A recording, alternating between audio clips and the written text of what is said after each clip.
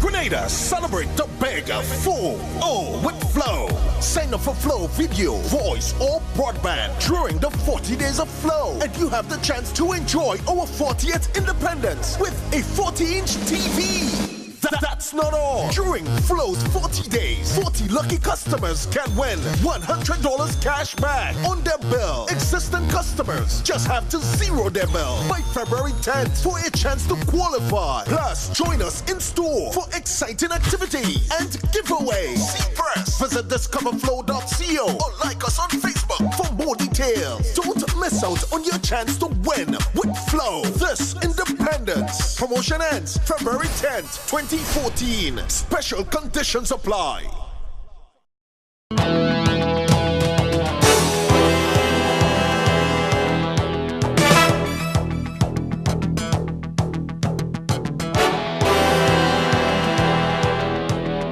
This is CC6 Newsnight Weekend Review for January 13th to 16th, 2014.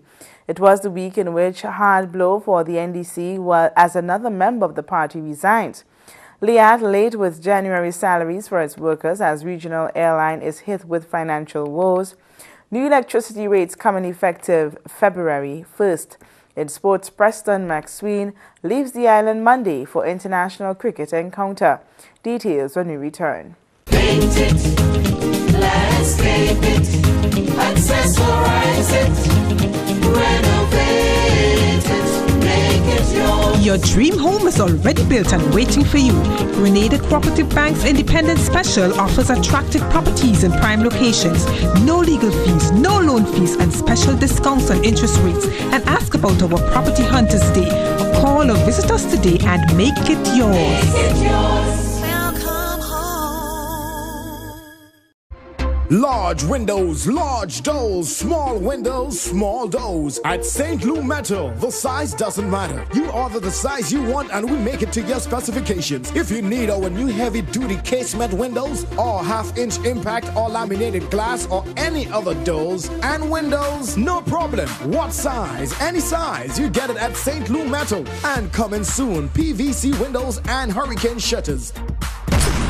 St. Lou Metal, 19 Frequente Industrial Park, powered by Grenadian Innovation.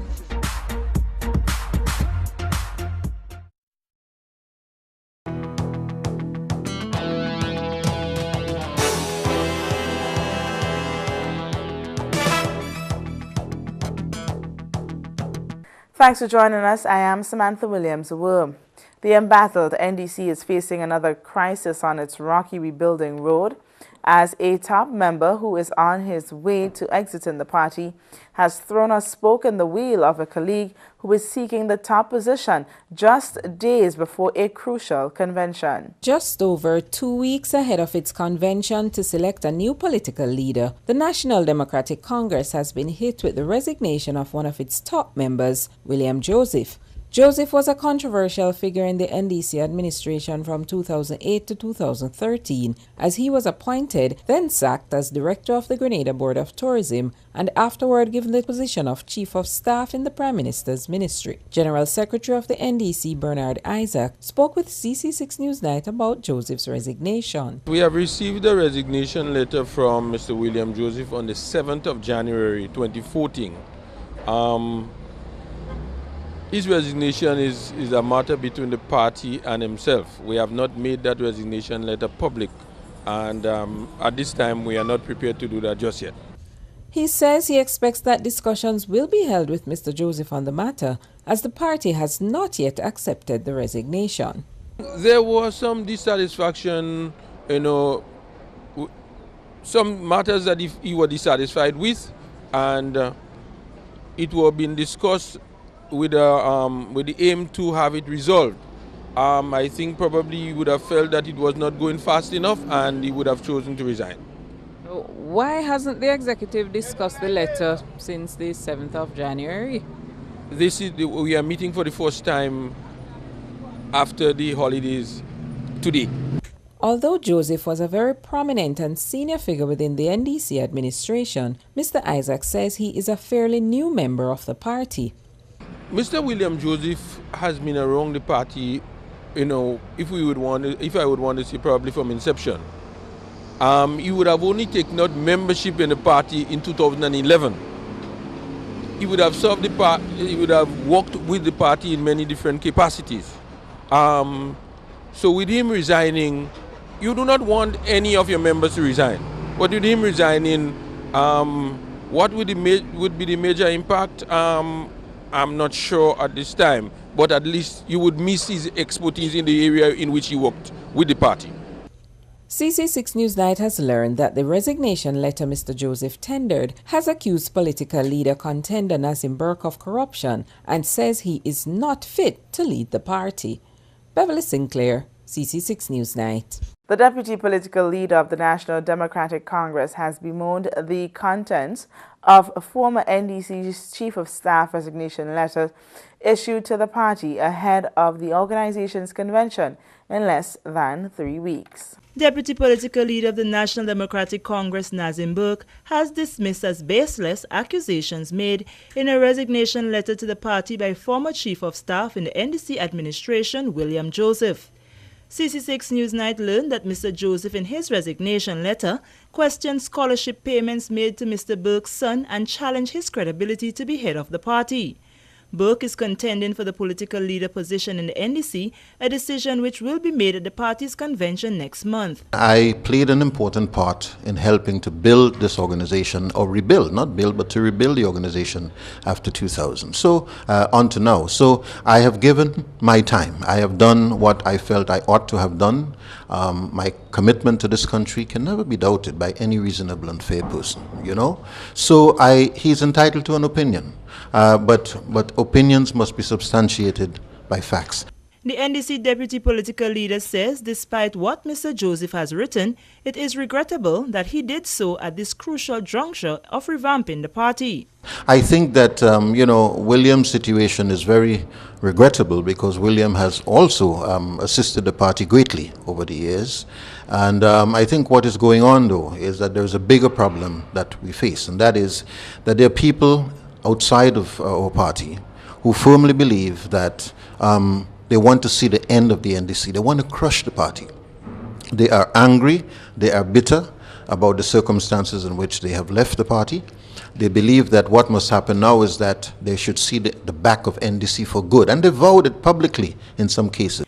Burke says as the party prepares for its convention, it expects that many more allegations will be mounted to discredit him in his quest to cause party supporters not to endorse him as political leader. They see me as perhaps the person most likely to succeed the political leader if he does step down. They also believe that I should not be there because they should be in my place. And of course, what you're going to see is, as we head closer to the convention, you will hear more and more and more allegations. They are contacting CMC, they're contacting Caribbean News Now, they're contacting several people and weaving stories and making allegations as they go forward. The party has alerted and sensitized its membership of the present plot to destroy it, he says. The principal objective of this new propaganda campaign is to smear my character so as to ensure that I do not become the leader of the party, because they are convinced that if I were to become the leader of the party, we perhaps stand a better chance than if the party is in disarray. William Joseph is credited as the man behind compilation of the NDC's manifesto in 2008. Sherry-Ann Noel, CC6 Newsnight. Hundreds of workers in a regional organization have been given the news that their salaries will be late as the cash-strapped company fights to keep up payments for a massive project which costs millions of United States dollars. More than 800 employees of regional airline Liat will not be receiving salaries in January as scheduled, as the carrier has found itself in a difficult financial situation. Liat workers in Grenada are represented by Grenada Technical and Allied Workers Union, and President General Chester Humphrey says he is aware of the situation. Liat has been in touch with the unions regionally, and myself in particular, indicating that because of serious cash flow issues brought on by the fleet renewal, they are unable to pay salaries on time. They are twice monthly paid salaries, twice per month paid salaries, and their workers were paid once a month.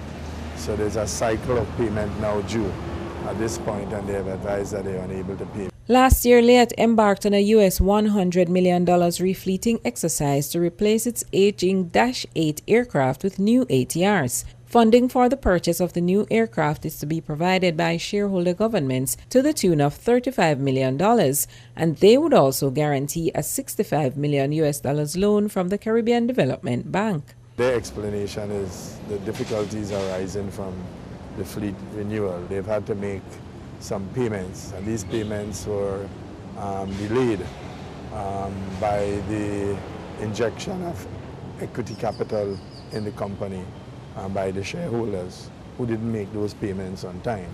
And in order to maintain the fleet delivery time, Liat then had to dip into its operating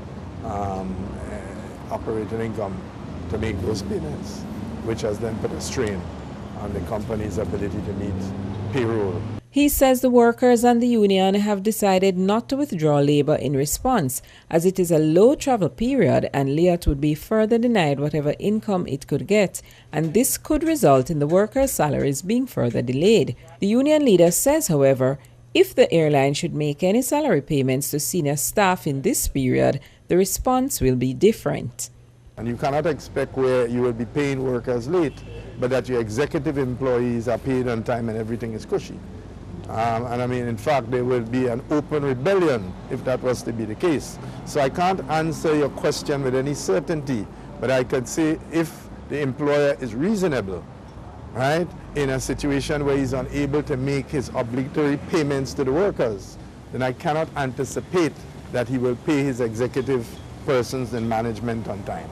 Fortnightly paid workers' salaries are due on Friday, and while the airline has said it will not be able to make the payments, no new date has been given to the workers when these salaries will be paid. Beverly Sinclair, CC6 Newsnight. When we return, Grenlec says transition to renewable energy is an expensive process and it will not be quick.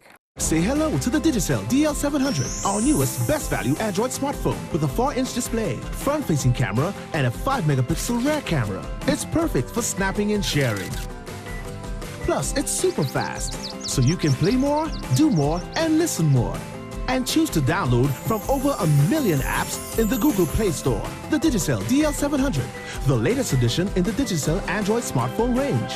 Make the smart choice. Be extraordinary. Digicel. Grenada, celebrate the big full O with Flow. Sign up for Flow video, voice, or broadband during the 40 days of Flow, and you have the chance to enjoy our 40th independence with a 40-inch TV. That's not all. During Flow's 40 days, 40 lucky customers can win $100 cash back on their bill. Existing customers just have to zero their bill by February 10th for a chance to qualify. Plus, join us in store for exciting activities and giveaways. See press. Visit discoverflow.co or like us on Facebook for more details. Don't miss out on your chance to win with Flow this independence. Promotion ends February 10th, 2014. Special conditions apply. Breeze removes stains in the first wash. The other detergents, not always. You have to wash it all again and use twice the amount. So, which one costs more? Do the math. Choose Breeze. Unbeatable stain removal.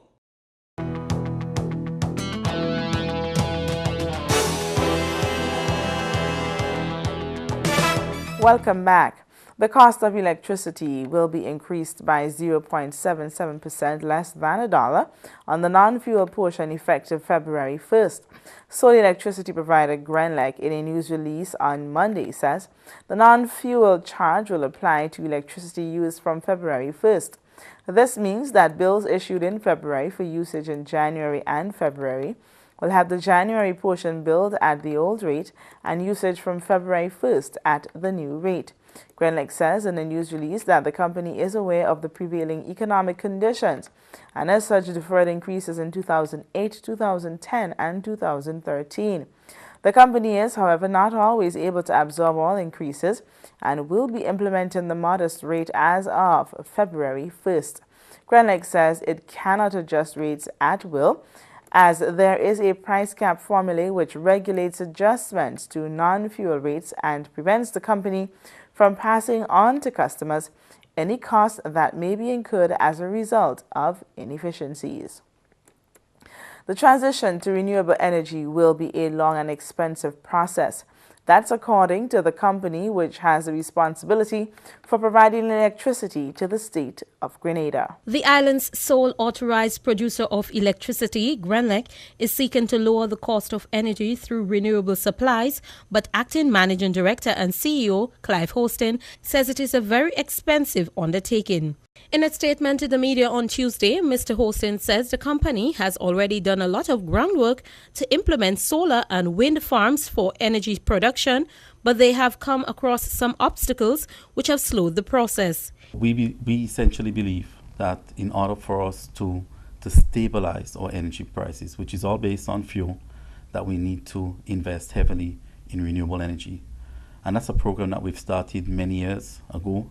Unfortunately, we've not made the level of progress that we would like to, but we are working on solar farms, 2 to 4 megawatt projects, and once we get through the issue of land, we will implement these projects. He says renewable energy is already being used on the Sister Isles, and he is hoping that Grenlec will soon be able to launch its solar plant on the mainland. We have our interconnection program, which started in the year 2007. And we were the first utility in the region to start this program. To date, we have over 55 customers, which contribute 1% of renewable to our grid. And these customers essentially have their own renewable generation, mainly solar, which is connected to our grid. We've also added 150 kilowatts of solar on the rooftops of our buildings on the Grandand site. This was completed late last year. And on the island of Petit Martinique, we've added 30 kilowatts of PV solar. This time it's ground mounted, which essentially constitutes 20% penetration on the island electricity system. Although there is much excitement around the use of renewable energy, he says Grenlec will still need a secondary source for backup. When we look at wind and solar, the energy from these renewable sources are intermittent in nature. It means that the sun does not shine all the time, so the output from the solar panels would not be available. Likewise, wind. The wind blows heavily at times, and then it slows down, and then it actually stops. So when it actually stops, there will be no electricity. So it means that Grenlec needs to have an in-phase backup system that works in tandem with these renewable sources. Grenlec will still have to use diesel generators, Mr. Hostin says, and there will be a maintenance cost to have them on the grid ready to chip in if the renewable sources fail. Janelle Andrews, CC6 Newsnight. Changes in the operations at the country's gateway to the rest of the world are coming in June as the Grenada Airports Authority embarks on a number of initiatives to make travel hassle-free for both locals and visitors. New chairman of the board of directors at the Morris Bishop International Airport, Joan Gilbert, says there are a number of initiatives presently being worked on to enable hassle-free travel through the facility. She made the comments during an interview with CC6 Newsnight at the facility on Monday. The airport board chairman says despite the cash flow problem, the objective is to ensure that people desirous of traveling can do so without hindrance. One of the initiatives is the removal of the immigration officers at the entrance to the departure lounge. One of the initiatives we have embarked upon is the removal of the immigration. When you get into departing the immigration, you will find immigration officers. So one of the initiatives we are taking is to work in collaboration with the Royal Grenada Police Force Immigration Department to see the elimination of immigration officers when you depart. We are in discussion now with the Immigration Department, and hopefully by June 2014, persons traveling, you will no longer have to go through that hassle. What we're doing, putting systems in place so people could actually check themselves in. We'll have that located readers throughout the terminal in the departure area. So persons living in Grenada will just use the reader to check themselves out. The discussions on the removal of the immigration officers are ongoing with airlines as they have an integral role to play. Persons coming in, I know several times we have the Board of Tourism and Ministry of Tourism, or the persons in the tourism industry complain several times about the hassle of person coming in, the long lines, they have to wait and so forth. And we are hopeful, not in this quarter, but in the second quarter of 2014, that too will be eliminated. But again, it must be done in conjunction with the Immigration Department, and we are working together with them. Plans are also being made to ease the hassle at immigration for returning nationals. We will have Grenadians, providing they agree to have themselves do background checks, they will be issued something like a card. So when they're coming into Grenada, all they need to do is to swipe that card, and then they could come through quite freely without immigration. General Manager Wendy Francet Williams also had information to share on how the new initiative will work. An ICAO requirement by 2014 is that airports take a risk-based approach to aviation security. And in that regard, it's a three-tier approach. It's the known passenger meaning that, as Chair said, you must subject yourself. So it's the Trusted Traveler Program we're talking about here. So the first tier is the Trusted Traveler Program, where we ask Grenadians abroad, locally, to come to the airport and subject themselves, apply for the card for the Trusted Program. We're not too sure as yet. There are normally three types of visitors that come to the shores of any country, Ms. Francet Williams says, and that too has been taken into consideration. In order for immigration to relinquish their services, we have to share the APIS information via the airlines, because that's why the airlines have to be involved. It's their data on their passenger. That information would be given electronically to the immigration in a backroom office. So when you check in with your passport, the immigration officers in a backroom office would get the same information, and they will be benchmarking that information with their listing. The removal of the immigration from the departure lounge will not breach the level of security in any way, both the MBIA General Manager and the Chair of the Board says. Sharianne Noel, CC6 Newsnight. Coming up in Sports on 6, Charlie George, re-elected president of the Grenada Athletics Association. The Leap is about giving you the ability to explore your potential, so you can keep up with the fast-paced world we live in. Leap into the future with Flow's broadband packages. Turbo 10, $75. Turbo 20. Turbo 30. And introducing Turbo 100. Leap. Let's evolve as people. Revered as the Caribbean's leading source of international sports, Sportsmax and Sportsmax 2 will soar to new heights in January. We resume exciting coverage of tennis from the WTA. The BPL tussle rolls into the new year. The gentleman's game of fiery conflict in the Ashes, India's tour of South Africa, and Australia's Big Bash. Just you watch this January on Sportsmax and Sportsmax 2.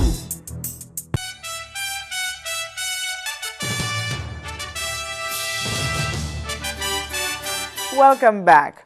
One Grenadian will be hoping to take his cricket career to the highest level, but first he plans to take on his challenges on his quest for glory as the West Indies under-19 squad takes on the world's best in coming weeks. Grenadian young cricketer Preston McSween is set to join the rest of the West Indies under-19 team in Dubai, where they will compete in the International Cricket Council Under-19 World Cup in February. Preston, who hails from the village of Budgrove, St. Andrew, also competes for the national under-19 squad. The left-handed fast bowler continues to make a name for himself locally, regionally and internationally, with one of the most significant performances being that of the West Indies under-19 50-over tournament in 2013, where he captured the most wickets in the competition. The young cricket talent sat down with CC6 Sharianne Noel recently on the popular Spotlight program to discuss his future plans and his trip to Dubai. Going down there will be a very good experience. You cannot forget the purpose where you're going down there to do and play cricket. Also heard that is a very nice place. You just have to go and perform your duties. And I'm just going down there and looking forward to help out in any possible situation with my team and help my team to victory, and hopefully we come out World Cup champions this year. My overall objective is to go down there and pick up the most wickets and come out to the best bowling average, which could lead me straight on to win with a senior team, if possible. And you have West Indies A team as well, so it's a process going to the highest level. You can make it straight if you're capable of doing it to the West Indies senior team, but it's a process. So I'm looking to make with the Highlands and then hopefully go to the HPC and improve my game. The 18-year-old says he looks forward to an extensive career with the West Indies senior squad. Later on, you get to know that without the education, you're nothing. So you just have to try and dedicate the time. While traveling, once you've been in and out, most of the time was school times. So yeah, you have to, when you come back, you have a lot of work to catch up on. Then 2-2s, you're ready to go again. And then, yeah, it was a lot of catching up, but it's what you had to do, and you have to try and excel in whatever. My future, I really want to make cricket as professional as possible, even to make the West Indies senior team, even go to domestic cricket, like make IPLs and these kind of crickets. In October last year, Preston took on the Bangladesh under-19s in an ODI match in Guyana and created quite a stir when he bowled a shattering 4 for 20 to earn the Man of the Match award. He then went on to tour with the team to Bangladesh later on that year. However, that tour ended prematurely because of a bomb blast near their hotel. Preston is expected to leave the island on Monday to rejoin the West Indies under-19 team for the competition, which bowls off on February 14th. West Indies have been grouped with South Africa, Zimbabwe and Canada in Group C of the tournament. There were only minor changes to the executive of the Grenada Athletics Association following the organization's election of officers last weekend. Charlie George has been re-elected unopposed as the president of the Grenada Athletics Association to lead the organization for the next 4 years following the quadrennial general meeting on Saturday. 21 of the GAA's affiliates participated in the activity, with President of the Grenada Olympic Committee, Royston Lahaye, serving as returning officer of the elections. Re-elected Public Relations Officer Kwame Hippolyte says there were only minor changes to the executive. There was one major change being Ms. Tira Grant is now replaced on the executive by Mr. Albert Joseph. However, one of the minor changes in that the former assistant secretary is now the general secretary of the Grenada Athletic Association, and the general secretary is now the assistant secretary. There was one vote-off between Abril Patrick and Curlin Peters for the post of second vice president, which was won by Patrick. Hippolyte says they have not yet met to chart a way forward for the next 4 years. However, they will at least continue with the plans of previous years. Ensuring that we have programs in place for athletes to compete and participate both regionally and internationally.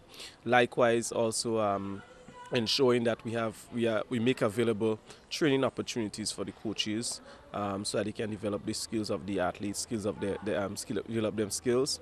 Likewise, continuing development of our officials. This next 4 years would be very crucial in that we will be having the return of the national stadium. Likewise, once that is back, we're going to be having some major regional meets, international likewise. So this executive would now have to lay the groundwork for these things to take place. As public relations, Hippolyte is optimistic that he will be able to get a website of the Grenada Athletics Association off the ground within the next year or two. The rest of the executive consists of Aaron Moses as first vice president, Abril Patrick as second VP, Janelle Gill as secretary, Geraldine Thompson as assistant secretary, Claudia Francis treasurer, and Curlin Peters and Albert Joseph trustees. The reigning boys division intercol champions have been putting in months of training in an effort to retain their title as they prepare for their annual sports meet. Defending champions of the secondary school intercollegiate athletics meet in the male division, Grenada Boys Secondary, says they are ready for this season. The boys from Tantine held their annual heats ahead of the school's annual athletics meet at the National Stadium on Wednesday and showed that they were ready to put up a tough challenge once again to retain their intercall title. Coach at the school is Nicholas Benjamin. The boys are excited. Right now, as the ministry changed the age grouping, so now we're going into more or less a categorized events. So now the GBSS has formed even stronger to participate at these games, and we're looking forward to carry back our championship from last year into this year, and the boys are more excited even than the coach. The training had continued into this year. After intercall, the boys got a rest and then they went straight back into training, and right now we had our heats today, 100, 200 and 400 heats throughout the divisions, and so far we saw good timings for the boys and they're yet to be peaking. So come intercall, come GBSS Sports, which will be big this year, the boys will be ready and people have a lot to look forward to from GBSS. He says they have been preparing for the 2014 athletics season for quite some time, and they know that they will deliver a commendable performance. Funny enough is because we're running in the cricket stadium now, which is the grass on the ground there, it will create more friction for the boys to run with more strain, and we have to work with it in order to develop our athletics. We cannot stay away from sports, so we have to adapt the conditions and try to perform our best. The annual athletics meet of the Grenada Boys Secondary is scheduled for February 27th at the National Stadium. That's all we have for you in Sports on 6. A recap of the headlines is next.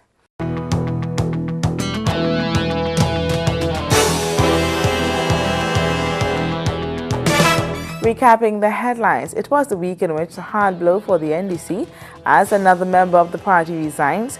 Liat late with January salaries for its workers as regional airline is hit with financial woes. New electricity rates come in effective February 1st. In sports, Preston McSween leaves the island Monday for international cricket encounter. That brings us to the end of CC6 Newsnight Week in Review for January 13th to 16th, 2014. Top stories from CC6 Newsnight can also be seen on our Facebook page, Flow Community Channel 6. On behalf of the news team, I'm Samantha Williams-Worm, thanking you for joining us.